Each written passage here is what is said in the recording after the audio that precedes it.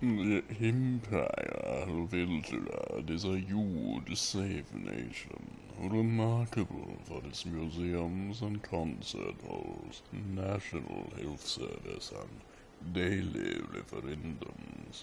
The hard-nosed, cynical population of 592 million Eldradians are ruled with an iron fist by the dictatorship government, which ensures that no one outside the party gets too rich. In their personal lives, however, citizens are relatively unoppressed. It remains to be seen whether this is because the government genuinely cares about its people, or if it hasn't gotten around to stamping out civil rights yet. The enormous, corrupt, socially minded, well-organized government juggles the competing demands of defense, education, and law and order. It meets to discuss matters of state in the capital city of Tir-na-Nog, an underground citadel. The average income tax rate is 89.7%, and even higher for the wealthy. The very strong Eldradian economy, worth 56.7 trillion pesants a year, is driven entirely by a combination of government and state-owned industry, with private enterprise illegal. The industrial sector, which is quite specialized, is dominated by the arms manufacturing industry, with significant contributions from information technology, book publishing, and cheese exports. Hail to Sheogorath, blessed be the mad god. The average income is 95,722 besants, and distributed extremely evenly, with practically no difference between the richest and the poorest citizens. Groups of government workers are declared protected tribes if they venture too deep into the capital. Citizens are allowed to rise or fall based on their own merits. Almost all of the nation's water is piped into the country from abroad for exorbitant prices, and artists are pillars of the community.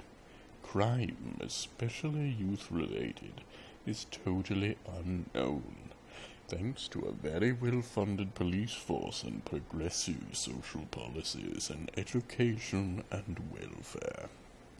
Eldrad's national animal is the panther, which frolics freely in the nation's many lush forests. Eldrad is ranked 15,232 in the world and 403 in the Pacific for the most popular tourist destinations, with 1,475 tourists per hour. The .91 are the tourists who are not allowed to return home alive. They are in the top 5% of law enforcement advancement and of tax rates, in the top 10% for advanced security and defense forces, highest workforce participation rate, lowest crime rate, largest arms manufacturing, the most inclusive of other cultures, races, ethnicities, genders, and societies, the healthiest citizens, the most income equality, the most extensive public health care, largest governments, the highest poor incomes, the most eco-friendly governments, the most cheerful, happy citizens, despite the risk at any given time of being shot dead for committing a crime, if the government decides there is a crime, which it may do at full personal risk. The safest governments in the world. Some of the best weather. the largest manufacturing centers despite such. It has some of the most advanced public transport you will find within the region or the planet. It is some of the most secular, the nudist, and most cultured citizens. It also has extensive, advanced public education.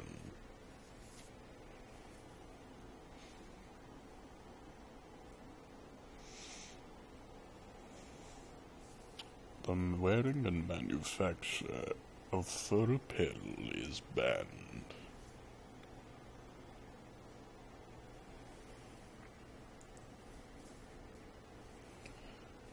The government is a monarchy, with the special status of a royal family enshrined in law. It operates on a series of devolution of government power substantially delegated to local authorities. State press is the only press. There are term limits on what elected representatives may perform, and they must leave after a legally mandated amount of time. In their society, marriage equality and polygamy are both perfectly acceptable. Citizens have compulsory organ harvesting. There is no sex. Biological reproduction is prohibited as all citizens are grown in tubes. You may fully endorse whatever you want to fuck, but you will not produce. AIs are people. There are no sports or smoking. Citizens may be executed for their crimes. Citizens may be ordered to undergo physical punishment. All citizens must participate in conscription. All citizens must have DNA harvesting and ID chips. Despite being a royal economy, it is also a socialist state.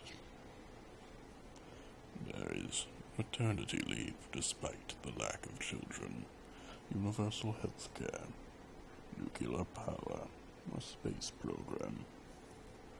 As far as the international scene is concerned, there are weapons of mass destruction and a no immigration policy.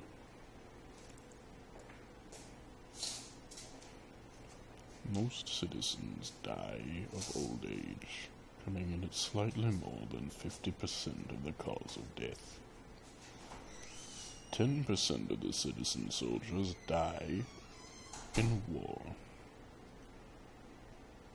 A full 2.9% die of suicide in police custody before capital punishment can be executed upon their persons. Far more die simply getting lost in the wilderness in the extensive forests and plains and mountains. A very rare 2.2% die of panther attacks.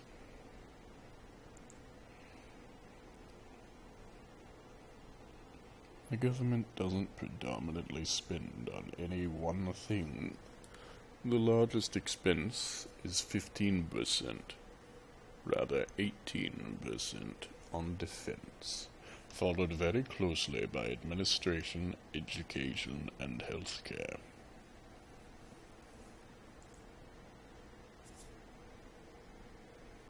The poorest citizens receive 85,000 besants, and the richest 106,000, with 95,000 averaging per person. It is commonly agreed that the rich need to be cut down still further. The government owns more than 50% of the enterprises, whereas the state owns 42.1%. Zero is capitalist private industry, which will be a punishment that can be executed.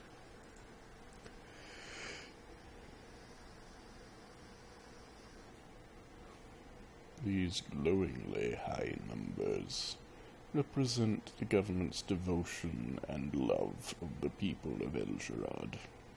These glowingly low numbers represent their utter hatred of Walmart, of capitalist wealth gaps, and of religion telling them what to do.